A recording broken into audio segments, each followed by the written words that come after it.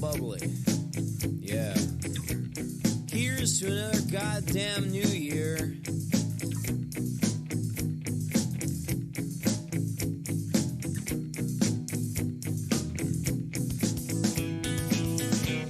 And outside, 2 million drunk Bostonians are getting ready to sing Auld Lang Syne out of tune. I sit there in my easy chair, looking at the clouds, orange with celebration. I wonder if you're out there. Hey, the ice of Boston is muddy and reflects no light, been day or night, and I slip on it every time.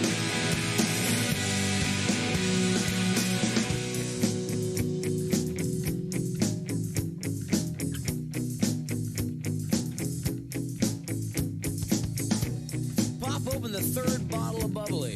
Yeah, and I take that bottle of champagne, go into the kitchen, stand in front of the kitchen window, and I take all my clothes off, take that bottle of champagne, and I pour it on my head, feel a cascade through my hair and across my chest, and the phone rings. And it's my mother. And she says, "Hi, honey, how's Boston?" And I stand there all alone on New Year's Eve, buck naked, drenched in champagne, looking at a bunch of strangers, looking at them, looking at me, looking at them, and I say, "All fine, Mom. How's Washington? Hey, the ice of Boston is muddy and reflects no light, midday or night, and I slip on it every time. Hey, the ice of Boston is muddy and reflects no light, midday or night, and I slip on it every time, yeah."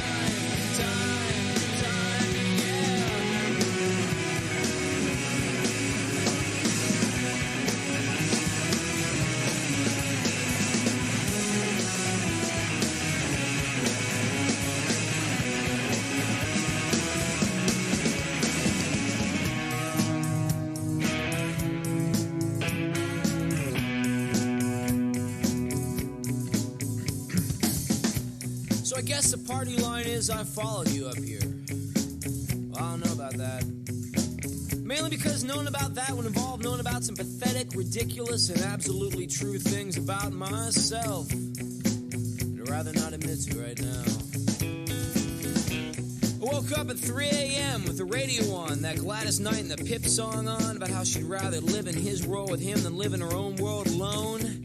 And I laid there, head spinning, trying to fall asleep, and I thought to myself, "Oh, Gladys, girl, I love you, but oh, get a life! Hey, the ice of Boston is muddy and reflects no light, midday or night, and I slip on it every time.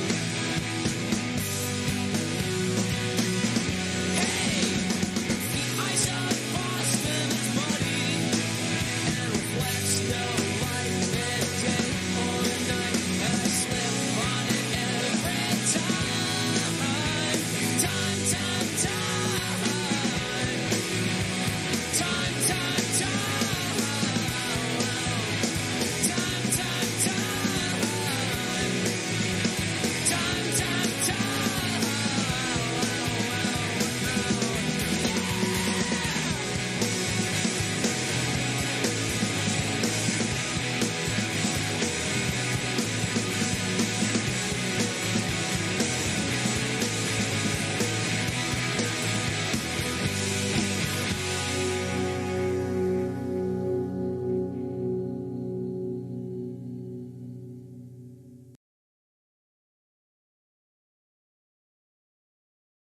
November 4th, Year of the Dependent Adult Undergarment. From Cambridge's Latin at Inman Square, Michael Pemulis, nobody's fool at all, rides one necessary bus to Central Square and then an unnecessary bus to Davis Square and a train back to Central. This is to throw off the slightest possible chance of pursuit. At Central, he catches the red line to Park Street Station, where he's parked the tow truck in an underground lot he can more than afford. The day is autumnal and mild, the east breeze smelling of urban commerce and the vague suede smell of new fallen leaves. The sky is pilot light blue. Sunlight reflects complexly off the smoked glass sides of tall centers of commerce all around Park Street downtown. Pemulius wears button-fly chinos and an ETA shirt beneath a snazzy blue Brioni sport coat, plus the bright white yachting cap that Mario Incandenza calls his Mr. Howell hat. The hat looks rakish even when turned around, and it has a detachable lining. Inside the lining can be kept portable quantities of just about anything. Having indulged in 150 milligrams of very mild dryins post transaction, wearing also gray and blue saddle Oxfords without socks, it's such a mild autumn day. The streets literally bustle. Vendors with carts instead of tubs sell hot pretzels and tonics and those underboiled franks Pemulius likes to have them put the works on. You can see the State House and Common and Courthouse and public gardens, and beyond all that, the cool, smooth facades of Back Bay brownstones. The echoes in the underground Park Place garage park are pleasantly complex. Traffic westward on Commonwealth Avenue is light, meaning things can move, all the way through Kenmore Square and past Boston University and up the long, slow hill into Alston and Enfield. When Tabbes and Stitt and the players and ground crew and tester and ATHSCME teams inflate the all-weather lung for the winter over courts 16 to 32, the domed lung's nacelle is visible against the horizon all the way down by the Brighton Avenue Commonwealth Avenue split in Lower Alston. The incredibly potent DMZ is apparently classed as a paramethoxylated amphetamine, but really it looks to Pemulius from his slow and tortured survey of the med.com's monographs more similar to the anticholinergic deliriant class, way more powerful than mescaline or MDA or DMA or TMA or MDMA or DOM or STP or the IV ingestible DMT or ololiqui or daturus scopolamine or fluophane or bufotenine, aka Jackie O, or ebony or psilocybin or silert. DMZ resembling chemically some miscegenation of a lysergic with a muscimoloid, but significantly different from LSD-25 in that its effects are less visual and spatially cerebral and more like temporally cerebral and almost ontological with some sort of manipulated phenylkylamin-like speediness whereby the ingester perceives his relation to the ordinary flow of time as radically and euphorically is where the muscimol effective resemblance shows its head altered.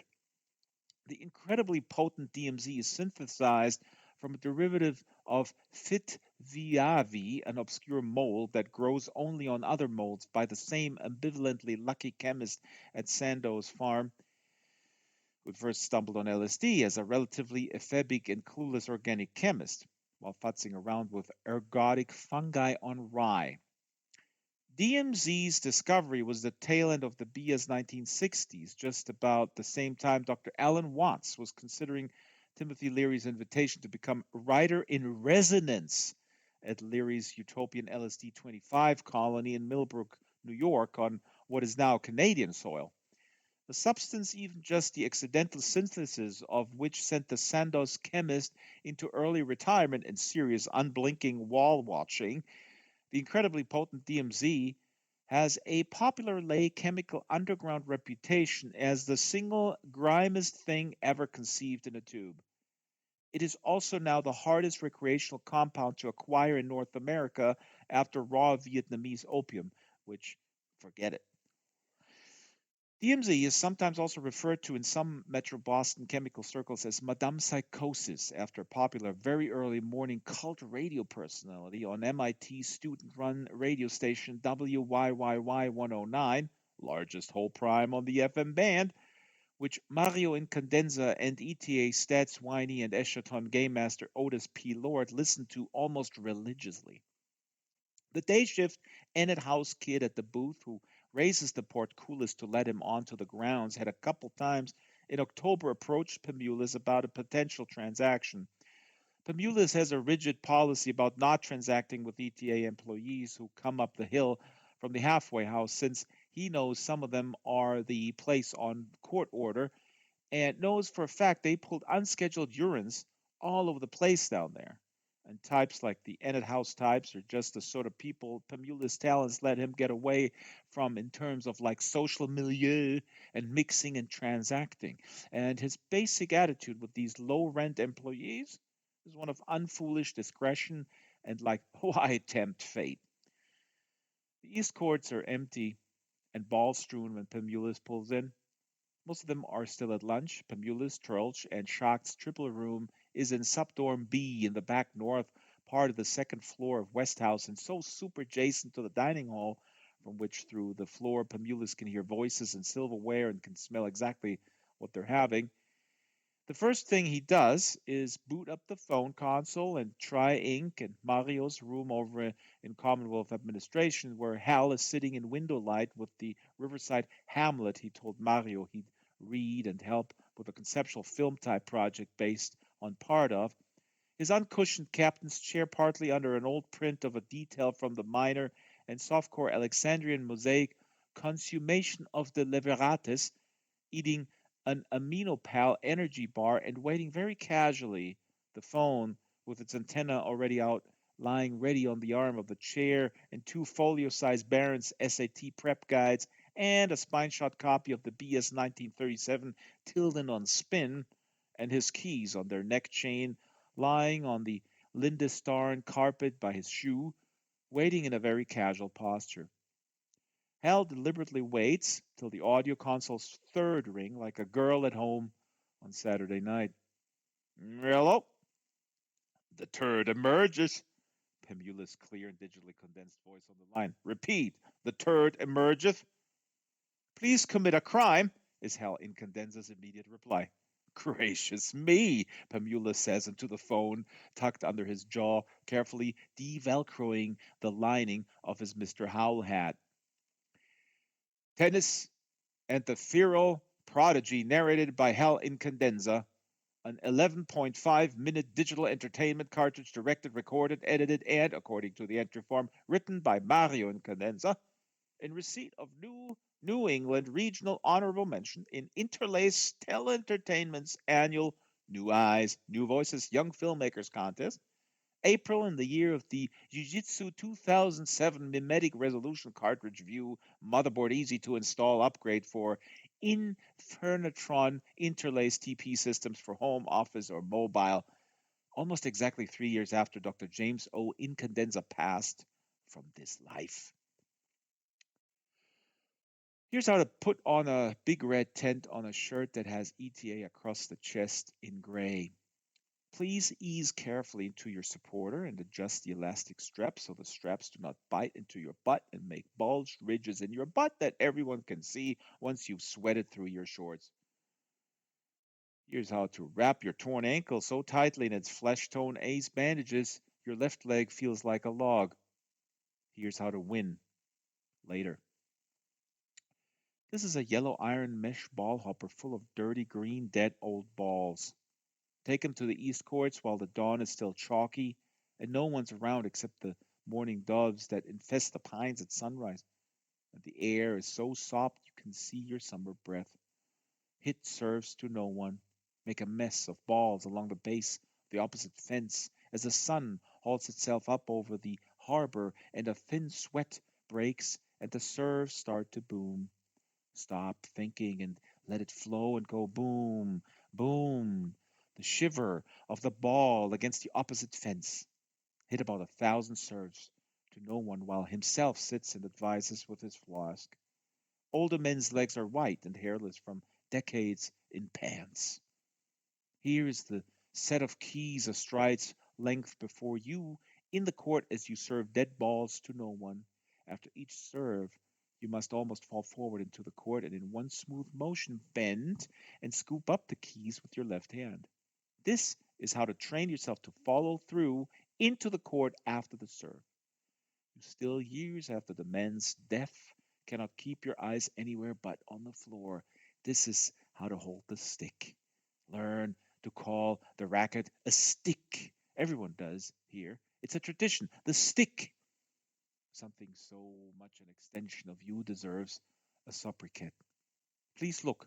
You'll be shown exactly once how to hold it. This is how to hold it, just like this. Forget all the Near Eastern slice, backhand grip, baffle gap. Just say hello is all. Just shake hands with the calfskin grip of the stick. This is how to hold it. The stick is your friend. You will become very close. Grasp your friend firmly at all times.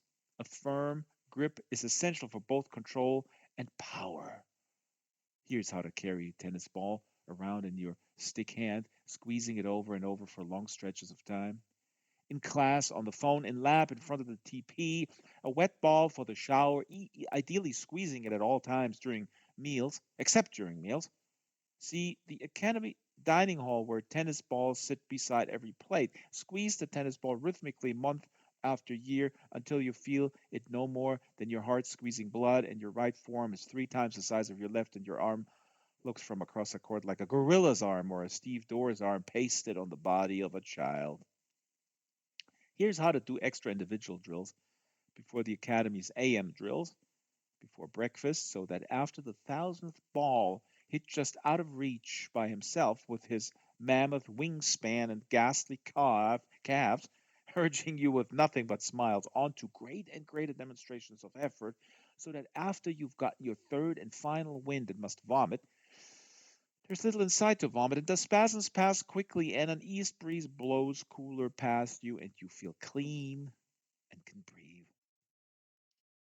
Here's how to don red and gray ETA sweats and squad jog a weekly 40 kilometers up and down urban Commonwealth Avenue, even though you would rather set your hair on fire than jog in the pack. Jogging is painful and pointless, but you are not in charge. Your brother gets to ride shotgun while a senile German blows BBs at your legs, both of them laughing and screaming, Schnell! Enfield is due east of the Marathon's hills of heartbreak, which are just up Commonwealth past the reservoir in Newton. Urban jogging in a sweaty pack is tedious. Have himself hunched down to put a long pale arm around your shoulders and tell you that his own father had told him that talent is sort of a dark gift, that talent is its own expectation. It is there from the start and either lived up to or lost. Have a father whose own father lost what was there. Have a father who lived up to his own promise and then found thing after thing to meet and surpass the expectations of his promise in and didn't seem just a whole hell of a lot happier or tighter wrapped than his own failed father, leaving you yourself in a kind of feral and flux ridden state with respect to talent. Here is how to avoid thinking about any of this by practicing and playing until everything runs on autopilot and talent's unconscious exercise becomes a way to escape yourself. A long waking dream of pure play. The irony is that this makes you very good, and you start to become regarded as having a prodigious talent to live up to. Here's how to handle being a feral prodigy. Here's how to handle being seated at tournaments, signifying that seating committees composed of old big armed men publicly expect you to reach a certain round. Reaching at least the round you're supposed to is known at tournaments as justifying your seed. By repeating this term over and over, perhaps in the same rhythm at which you squeeze a ball, you can reduce it to an empty series of phonemes, just formants and fricatives, trachically stressed, signifying zip. Here's how to beat unseeded, wide eyed opponents from Iowa or Rhode Island in the early rounds of tournaments without expending much energy, but also without seeming contemptuous. Here is how to play with personal integrity in a tournament's early rounds when there is no umpire. Any ball that lands on your side and is too close to call, call it fair. Here's how to be invulnerable to gamemanship, to keep your attention's aperture tight. Here's how to teach yourself when an opponent maybe cheats on the line calls to remind yourself that what goes around comes around. That a poor sports punishment is always self inflicted. Try to learn to let what is unfair teach you. Here's how to spray yourself down exactly once with Lemon Pledge, the ultimate sunscreen. Then discover that when you go out and sweat into it, it smells like close order skunk. Here's how to take non narcotic muscle relaxants for the back spasms that come from thousands of serves to no one. Here's how to weep in bed trying to remember when your torn blue ankle didn't hurt every minute. This is the Whirlpool, a friend. Here is how to set up the electric ball machine at dawn on the days himself is away, living up to what will be his final talent. Here's how to tie a bow tie. Here's how to sit through small openings of your father's first art films, surrounded by surly foreign cigarette smoke and conversation so pretentious you literally cannot believe them. You're sure you have misheard them. Pretend you're engaged by the jagged angles and multiple exposures without pretending you have the slightest idea what's going on. Assume your brother's expression. Here is how to sweat. Here is how to hand a trophy to lateral Alice Moore to put in the ETA lobby's glass case under its system of spotlights and small signs. What is unfair can be a stern but invaluable teacher. Here's how to pack carbohydrates into your tissues for 4 singles, 2 doubles match day in a Florida June. Please learn to sleep with perpetual sunburn. Expect some rough dreams. They come with the territory. Try to accept them. Let them teach you. Keep a flashlight by your bed. It helps with the dreams. Please make no extramural friends. Discourage advances from outside the circuit. Turn down dates. If you do exactly the rehabilitative exercises they assign you, no matter how silly and tedious, the ankle will mend more quickly. This type of stretch helps prevent the groin pull. Treat your knees and elbow with all reasonable care. You will have them with you for a long time. Here's how to turn down an extramural date so you won't be asked again. Say something like, I'm terribly sorry I can't come out to see Eight and a Half revived on the wall size Cambridge Celluloid Festival viewer on Friday, Kimberly or Daphne. But you see, if I jump rope for 2 hours, then jog backwards through Newton till I puke, they'll let me watch match cartridges, and then my mother will read aloud to me from the OED until 2200 hours, lights out and sea.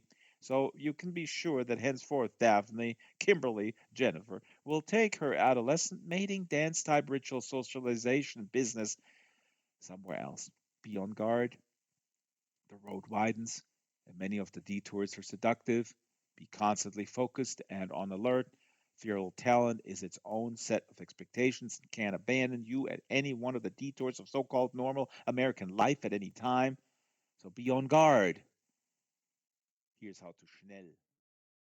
Here's how to go through your normal adolescent growth spurt and have every limb in your body ache like a migraine because selected groups of muscles have been worked until thickened and tensile and they resist as the sudden growth of bone tries to stretch them.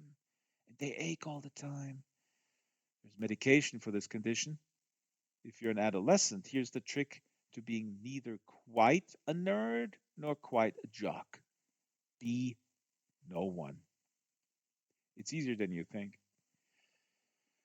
Here's how to read the monthly ETA and USTA and ONANTA rankings, the way himself read scholars' reviews of his multiple exposure melodramas, learn to care and not to care. They mean the rankings to help you determine where you are, not who you are. Memorize your monthly rankings and forget them. Here's how. Never tell anyone where you are. This is also how not to fear sleep or dreams. Never tell anyone where you are. Please learn the pragmatics of expressing fear, sometimes words that seem to express really invoke. This can be tricky. Here's how to get free sticks and strings and clothes and gear from Dunlop Incorporated as long as you let them spray paint the distinctive Dunlop logo on your sticks, strings, and sew logos on your shoulder in the left pocket of your shorts and use a Dunlop gear bag, and you become a walking, lunging, sweating advertisement for Dunlop. This is all as long as you keep justifying your seat and preserving your rank. The Dunlop Incorporated New England Regional Athletic Rep will address you as our Gray Swan. He wears designer slacks and choking cologne, and about twice a year wants to help you dress and has to be slapped like a gnat. Be a student of the game. Like most cliches of sport, this is profound. You can be shaped or you can be broken. There's not much in between. Try to learn, be coachable, try to learn from everybody, especially those who fail. This is hard. Peers who fizzle or blow up or fall down, run away, disappear from the monthly rankings, drop off the circuit ETA, peers waiting for the lint to knock quietly at their door and ask to chat. Opponents, it's all educational. How promising you are as a student of the game is a function of what you can pay attention to without running away. Nets and fences can be mirrors. And between the nets and fences, opponents are also mirrors. This is why the whole thing is scary. This is why all opponents are scary and weaker opponents are especially scary. See yourself in your opponents. They will bring you to understand the game, to accept the fact that the game is about managed fear. That is, object is to send from yourself what you hope will not return. This is your body. They want you to know. You will have it with you always. On this issue, there is no counsel. You must make your best guess. For myself, I do not expect really ever to know. But in the interval, if it is an interval, here's Motrin for your joints, Noxema for your burn, Lemon Pledge if you prefer nausea to burn, Contracol for your back, benzoin for your hands, Epsom salts and anti-inflammatories for your ankle, and extracurriculars for your folks who just wanted to make sure you didn't miss anything they got. Selected transcripts of the resident interface drop-in hours of Mrs. Patricia Montesian, M.A., CSAC, Executive Director, Enid House Drug and Alcohol Recovery House, Enfield, Massachusetts, 1300 to 1500 hours, Wednesday, November 4th, year of the Depend Adult Undergarment. But there's this way he drums his fingers on the table, not even like really drumming. More like in way between drumming and like the scratching, picking, the way you see somebody picking a dead skin. And without any kind of rhythm, see? Constant and never stopping, but with no kind of rhythm you could grab onto and follow and stand totally like whacked, insane. Like the kind of sounds you can imagine a girl hears in her head right before she kills her whole family because somebody took the last bit of peanut butter or something. You know what I'm saying? The sound of a fucking mind coming apart. You know what I'm saying? So yeah, yeah. Okay. The short answer is when he wouldn't quit with the drumming at supper, I sort of poked him with my fork. Sort of. I could see how maybe somebody could have thought I sort of stabbed him. I offered to get the fork out though. Let me just say I'm ready to make amends at like any time for my part in it. I'm owning my part in it is what I'm saying. Can I ask, am I going to get restricted for this? Because I have this overnight tomorrow that Gene he approved already in the overnight log. If you want to look, but I'm not trying to get out of my owning my part of the like occurrence. If my higher power, who I choose to call God, works through you saying like I've got some kind of a punishment due, I won't try to get out of that punishment. I've got one due. I just wanted to ask, did I mention I'm grateful to be here? I'm not denying anything. I'm simply asking you to define alcoholic. How can you ask me to attribute to myself a given term if you refuse to define the term's meaning? I've been a reasonably successful personal injury attorney for 16 years, and except for that one ridiculous so called seizure at the Bar Association dinner this spring, and that clot of a judge banning me from his courtroom, and let me just say that I can support my contention that the man masturbates under his rope behind the bench with detailed corroboration from both colleagues and circuit court laundry personnel. With the exception of less than a handful of incidents, I've held my liquor and my head as high as many a taller advocate. Believe you me. How old are you, young lady? I'm not in denial, so to speak, about anything empirical and objective. Am I having pancreas problems? Yes. Do I have trouble recalling certain intervals in the Kemp and Limbaugh administrations? No contest. Is there a spot of domestic turbulence surrounding my intake? Why, yes, there is. Did I experience, yes, some formication and detox? I did. I have no problem forthrightly admitting things I can grasp. Formicate with an M, yes. But what is this you demand I admit? Is it denial to delay signature until the vocabulary of the contract is clear to all parties so bound? Yes, yes, you don't follow what I mean here. Good. And you're reluctant to proceed without clarification. I rest. I cannot deny what I don't understand. This is my position. So I'm sitting here waiting for my meatloaf to cool, and suddenly there's a simply sphincter loosening shriek, and here's Nell in the air with a steak fork positively aloft, leaping across the table in flight horizontal. I mean, Pat, the girl's body's literally parallel to the surface of the table, hurling herself at me with this upraised fork, shrieking something about the sound of peanut butter. I mean, oh my God. Gately and Deal had to pull the fork out of my hand and the tabletop, both, to give you an idea of the savagery. Don't even ask me about the pain. Let's not even get into that, I assure you. They offered me Percocet at the emergency room, is all I say about the levels of pain involved. I told them I was in recovery and powerless over narcotics of any sort. Please, don't even ask me how moved they were at my courage if you don't want to get weepy. This whole experience has me right on the edge of a complete hysterical fit. So, but yeah, guilty.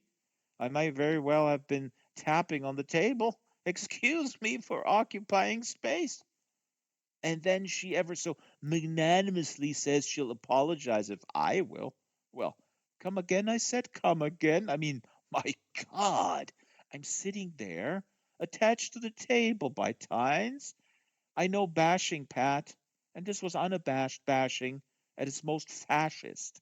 I respectfully asked that she be kicked out of here on her enormous rear end. Let her go back to whatever fork wielding district she came from with her hefty bag full of gauge clothes. Honestly, I know part of this process is learning to live in a community, to give and take, to let go of personality issues, turn them over, etc. But is it not also supposed to be, and here I quote the handbook of a safe and nurturing environment?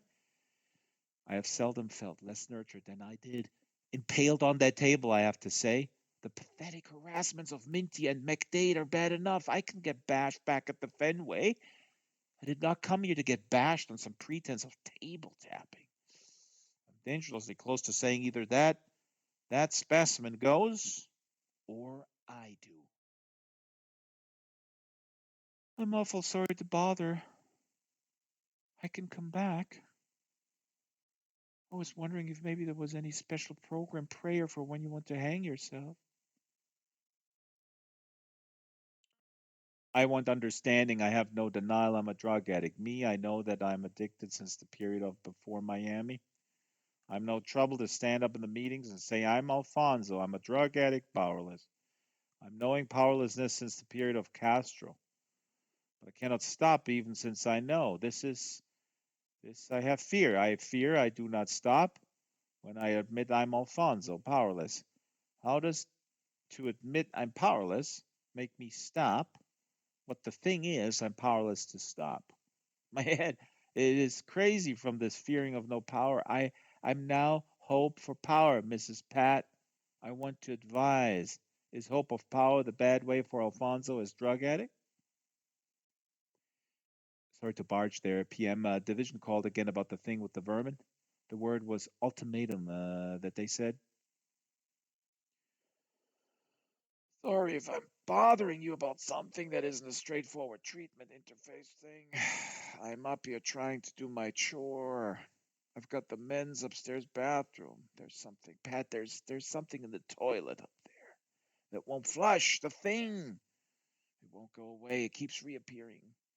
Flush after flush. I'm only here for instructions, possibly also protective equipment. I couldn't even describe the thing in the toilet. All I can say is, if it was produced by anything human, then I have to say I'm really worried. Don't even ask me to describe it. If you want to go up and have a look, I'm 100% confident it's still there. It's made it real clear it's not going anywhere. All I know is I put a Hunt's pudding cup in the resident fridge like I'm supposed to at 1300 and at 1430. I come down all pride for pudding and that I paid for myself and it's not there. And McDay comes on all concerned and offers to help me look for it. And except if you look, I look, and here's the son of a whore got this big thing of pudding on his chin. Yeah, but except so how can I answer just yes or no to do I want to stop the coke? Do I think I want to? Absolutely, I think I want to. I don't have a septum no more. Septum's been like fucking dissolved by coke, see? You see, anything like a septum, when I lift up like that, I've absolutely, with my whole heart, thought I wanted to stop and so forth. Ever since with the septum. So since I've been wanting to stop this whole time, why couldn't I stop? See what I'm saying? Isn't it all about wanting to and so on and so forth? How can living here and going to meetings and all do anything except make me want to stop? But I think I already want to stop. How come I'd even be here if I didn't want to stop? Isn't being here prove I want to stop? But then so how come I can't stop if I want to stop is the thing. This kid had a hair lip where it goes like, fit. But this went way up, further up. He sold bad speed but good pot. He said he'd cover our part of the rent if he kept his snake supplied with mice. We were smoking up all our cash, so what's to do? They ate mice. We had to go into pet stores and pretend to be real heavily into mice. Snakes, he kept snakes too. See, they smell bad. He never cleaned the tanks. His lip covered his nose, the hair lip. I guess he could smell what they smelled like, or something would have got done. He had a thing for Mildred, my girlfriend. Yeah, I don't know. She probably has a problem too. I don't know. He had a thing for her. He'd keep saying shit like with all these fuzz. He'd go, "So you want to fuck me, Mildred, or what? We don't have faith each other or nothing." He'd say shit like this with me right there, dropping mice into these tanks, holding my breath. The mice had to be alive, all in his god awful voice, like somebody's holding their nose and can't say S. He didn't wash his hair for 2 years. We had like an in joke on how long he wouldn't wash his hair, and we'd make X's on the calendar every week. We had a lot of these in type jokes to help us stand it. We were wasted, like I said, like 90% of the time, 9-0. But he never did the whole time we were there. Wash. When she said we had to leave, or she was taking off and taking Harriet, was when she said when I was at work, he started telling her how to have sex with a chicken. He said he had sex with the chickens. It was a trailer out past the dumpster dock in the spur, and he kept a couple of chickens under it. No wonder they ran like hell when anybody came. He'd been like sexually abusing fowls. I kept talking to her about it with all the fuzz. Like, you have to like screw them on, but when you come, they sort of fly off of you. She said she drew the line. We left and went to Pine Street Shelter, and she stayed for a while till this guy with a hat said he had a ranch in New Jersey, and off she goes with Harriet. Harriet's our daughter. It's going to be free. 3. She says it free, though.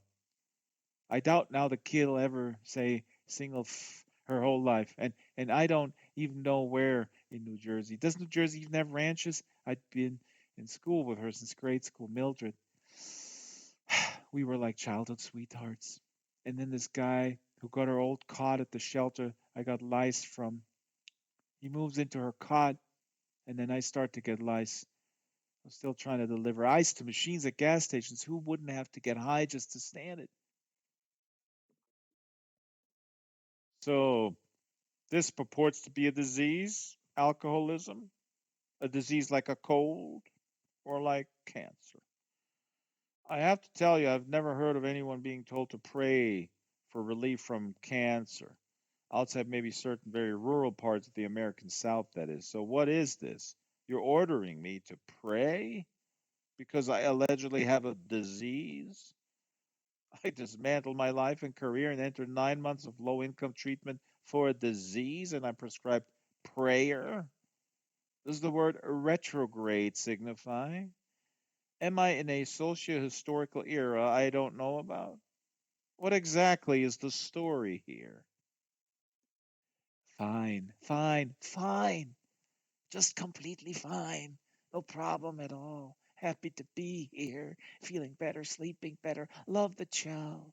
In a word, couldn't be finer. The grinding, the tooth grinding a tick, a jaw strength, expression of all around fineness. Likewise the thing with the eyelid. But I did two try. I've been trying all month. I've been on 4 interviews. They didn't, none of them start till 11. And I'm like, what's the point to get up early, sit around here if I don't have to be down there till 11? I filled out applications every day. Where am I supposed to go? Can't kick me out just for the moth. They don't call me back if I'm trying. It's not my fault. Go on and ask Clinette. Ask that Trail girl. And then if I ain't been trying, you can't. You can't. This is just so fucked up. I said, where am I supposed to go? I'm on a month's full house restriction for using freaking mouthwash. Newsflash. News bulletin. Mouthwash is for spitting out. It's like 2% proof. It's about somebody else's farting. Why am I here? I'll gladly identify myself if you'll first simply explain what it is I'm identifying myself as. This is my position. You're requiring me to attest to facts I do not possess. The term for this is duress. So my offense is what? Misdemeanor gargling? I'll come back when you're free. It's back for a second. For a second there, I had hope that there it was again. First, just let me say one thing.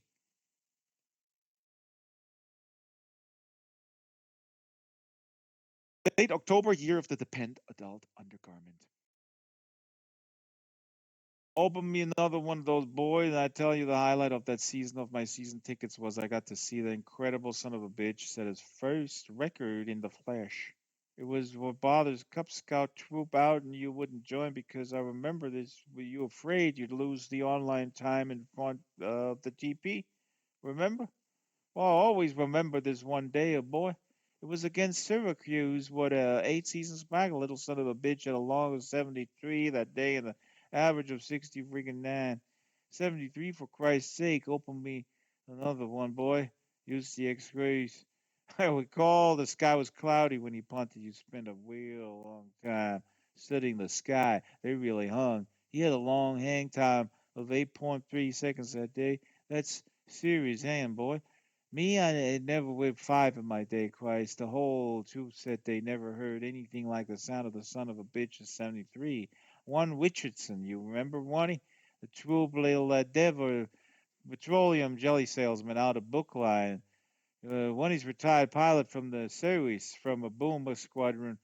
One he's down at the pub that night. One he says that 73 sounded just like fucking bombs sounded. That kind of walking wump when they hit to the boys in the squadron and the planes when they let them go.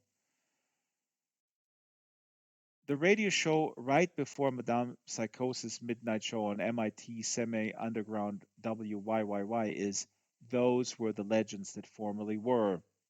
One of those cruel tech collegiate formats where any US student who wants to can dart over from the Super Collider lab or the Fourier transform study group for 15 minutes and read on air some parodic thing where he'd pretend to be his own dad, apophysizing some sort of thick necked historic athletic figure the dad admired and had by implication compared with woeful distaste to the pencil necked, big headed, asthmatic little kid staring up through Coke bottle lenses from his digital keyboard.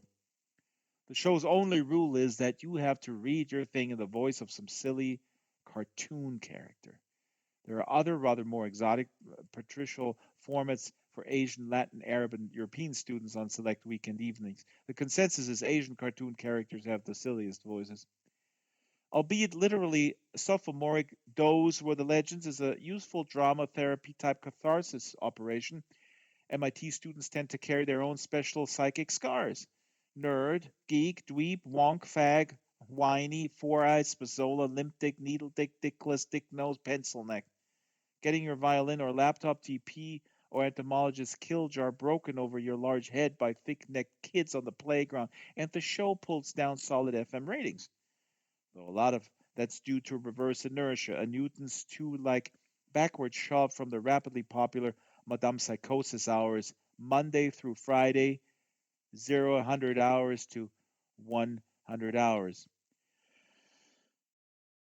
YDAU's WYYY late shift student engineer, unfond of any elevator that follows a serpentine or vascular path, eschews the MIT Student Union's elevator. He has an arrival routine where he skips the front entrances and comes in through the south side's acoustic meatus and gets a millennial fizzy out of the vending machine in the cephaloid sinus, then descends creaky back wooden stairs from the Massa Intermedia's reading room down to about the infundibular recess, past the Tech Talk Daily CD-ROM students' papers production floor, and the sick chemical smell of the read-only cartridges press developer, down past the epiglottal Hills Club dark and star-doored HQ, past the heavier door to the tiled lattice of hallways, to the squash and racquetball courts, and one volleyball court and the airy corpus callosum of 24 high ceiling tennis courts endowed by an MIT alum and now so little used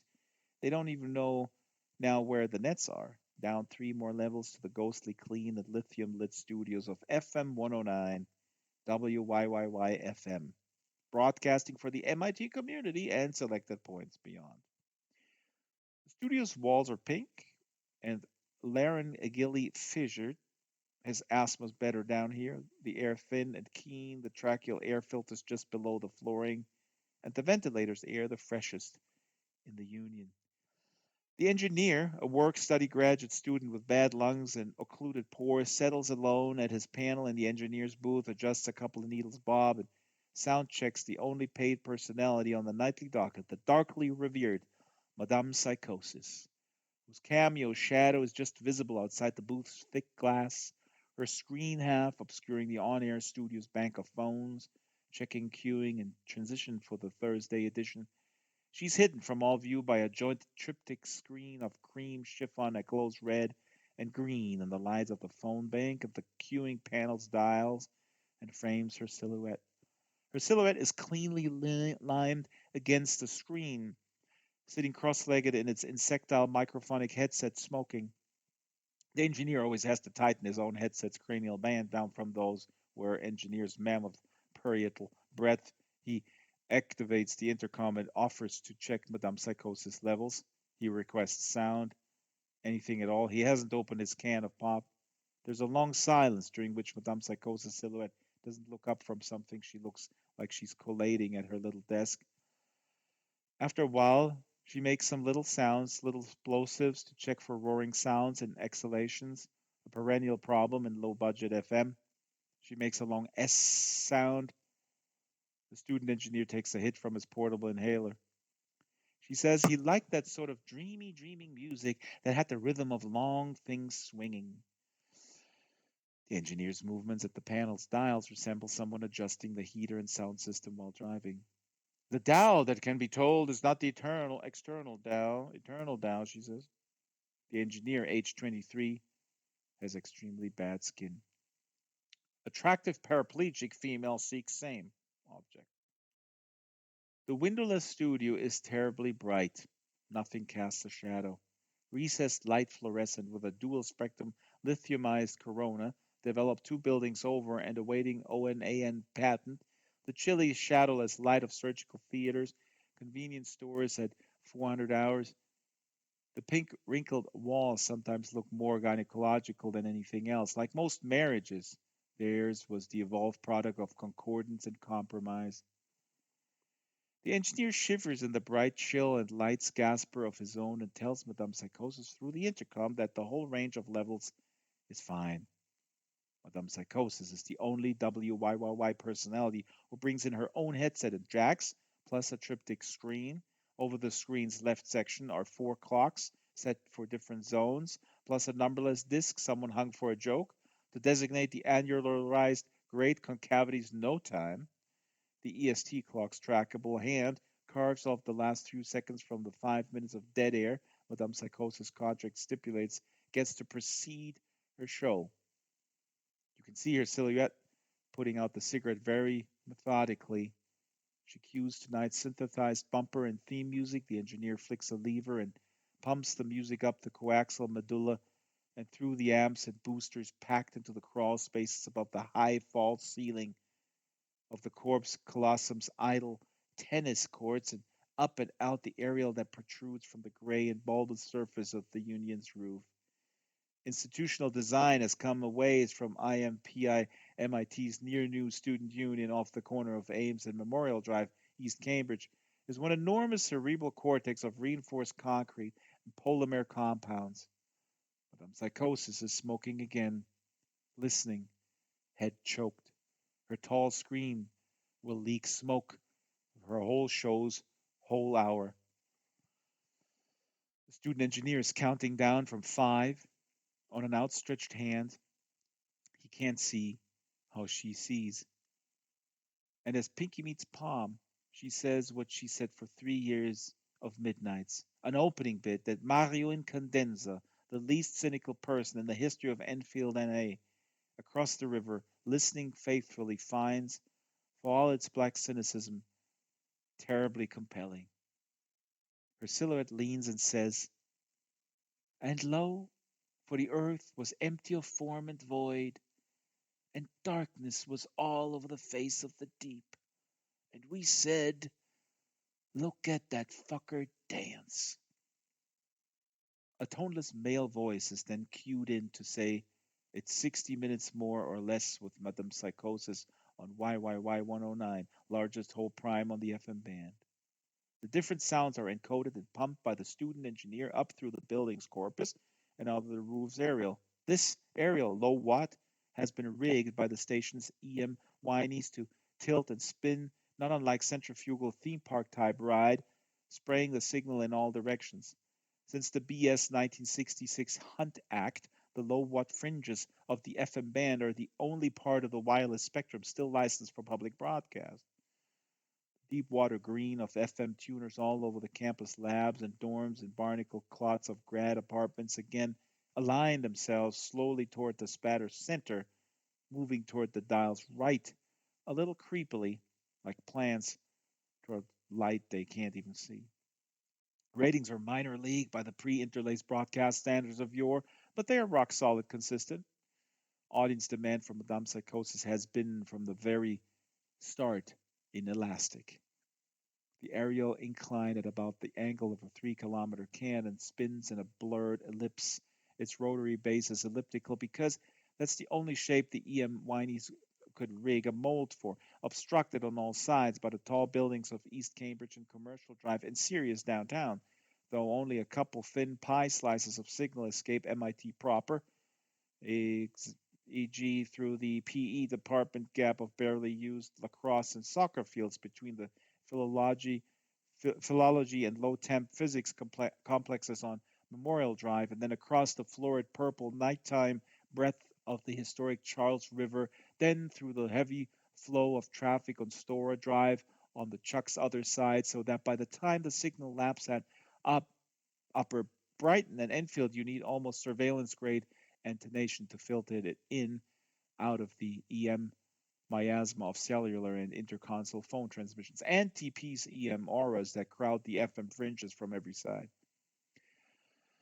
Unless that is, your tuner is lucky enough to be located at the apex of a tall and more or less denuded hill in Enfield, in which case you'll find yourself right in YYY's centrifugal line of fire. Madame Psychosis eschews chatty openings and contextual filler. Her hour is compact and no nonsense. After the music fades, her shadow holds collated sheets up and rifles them slightly so the sound of paper is broadcast. Obesity, she says. Obesity with hypogonadism, also morbid obesity. Nodular leprosy with leonine facies. The engineer can see her silhouette lift a cup as she pauses, which reminds him of the millennial fizzy in his book bag. She says, the acromegalic and hyperkeratocystic The enuretic this year of all years, the spasmodically torticolic, the student engineer, predoctoral transuranial metallurgist working off massive GSL debt, locks the levels and fills out the left side of his timesheet and ascends with his book bag through a trilogy of intraneural stairways with Semitic ideograms and developer smell and past snack bar and billiard hall and modem banks and extensive student counseling offices around the rostral lamina, all the little used, many stared neuroform way up to the artery red fire door of the union's rooftop, leaving Madame Psychosis as is SOP alone with her show and screen in the shadowless chill. She's mostly alone in there when she's on air. Every so often there's a guest, but the guest will usually get introduced and then not say anything. The monologues seem both free associative and intricately structured, not unlike nightmares. There's no telling what will be up on a given night. If there's one even remotely consistent theme, it's maybe film and film cartridges, early and mostly Italian neorealist and mostly German expressionist celluloid film, never new wave. Thumbs up on Peterson Broughton and Dali Buñuel and down on Darren Hammett. Passionate about Antonioni's slower stuff and some Russian guy named Tarkovsky, sometimes Ozu and Bresson. Odd affection for the hoary dramaturgy of one Sir Herbert Tree. Bizarre Kalesque admiration for Gormeister's Peckinpah, De Palma Tarantino. Positively poisonous on the subject of Fellini's Eight and a Half. Exceptionally conversant with RT avant-garde celluloid and avant and après-garde digital cartridges, anti-confluential cinema, brutalism, found drama, etc. Also highly literate on U.S. sports, football in particular, which fact the student engineer finds dissonant. Madame takes one phone call per show at random. Mostly she solos. The show kind of flies itself. She could do it in her sleep behind the screen. Sometimes she seems very sad. The engineer likes to monitor the broadcast from a height, the union's rooftop, summer sun and winter wind. The more correct term for an asthmatics inhaler is nebulizer. The engineer's graduate research specialty is the carbonated translithium particles created and destroyed billions of times, a second in the core of a cold fusion ring. Most of the lithoids can't be smashed or studied and exist mostly to explain gaps and incongruities in annulation equations. Once last year, Madame Psychosis had the student engineer write out the home lab process for turning uranium oxide powder into good old fissionable U-235. And then she read it on the air. Between a Baraka poem and a critique of the Steelers' defense double slot secondary. It's something a bright high schooler could cook and took less than 3 minutes to read on air. It didn't involve one classified procedure or one piece of hardware not gettable from any decent chemical supply outlet in Boston. But there was no small unpleasantness about it from the MIT administration, which it's well known MIT is in bed with defense. The hot fuel recipe was the one bit of verbal intercourse the engineers had with Madame Psychosis that didn't involve straight levels and cues. The Union's soft latex polymer roof is cerebrally domed in a cloudy Pia Mater pink, except in spots where it's eroded down to pasty gray and everywhere textured. The bulging rooftop with sulky and bulbous convolutions from the air, it all looks wrinkled. From the roof's fire, though, it's an almost nauseous system of serpentine trenches like water slides in hell.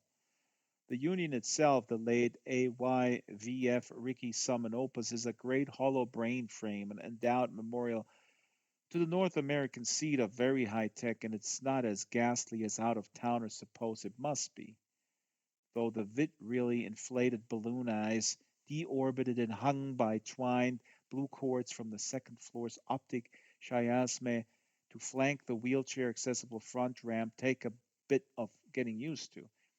And some, like the engineer, never do get comfortable with them and use the less garish auditory side doors and the abundant sulcus fissures and gyrus bulges of the slick latex roof make rain drainage complex and footing chancy at best. So there's not a whole lot of recreational strolling up here, although a kind of safety balcony of skull colored polybutylene resin which curves around the midbrain from the inferior frontal sulcus to the peritosoptical sulcus, a halo-ish ring at the level of like eaves demanded by the Cambridge Fire Department over the heated pro-mimetic protests of topological Rickeyites and CFD fire marshal both had the pre-molded resin injected with dyes to render it a distinctively icky brown shot of white of living skull so that the balcony resembles at once corporal bone and numinous aura, which balcony means that even the worst latex slip and slide of the steeply curved cerebrum's edge would mean a fall off only a few meters to the broad butylene platform from which a Venus blue emergency ladder can be detached and lowered to extend down past the superior temporal gyrus and pons and abducent to hook up with the polyurethane basilar stem artery and allow a safe shimmy down to the good old oblongata just outside the rubberized meatus at ground zero.